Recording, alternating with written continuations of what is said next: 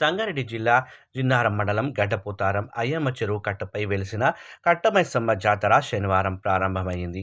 ఈ జాతర 3 రోజుల పాటు గ్రామంలో ఘనంగా జరుపుకుంటామని నిర్వాహకులు తెలిపారు.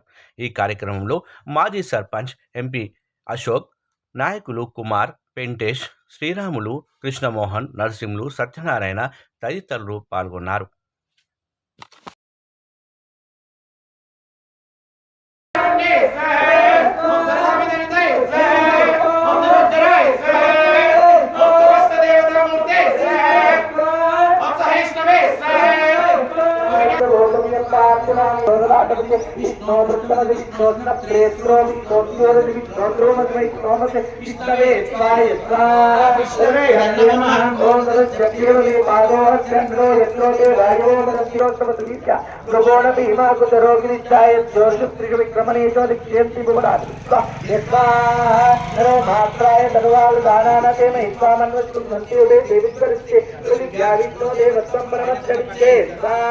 విచక్రమే పృథివీ మేజయేతాం క్షేత్రాయ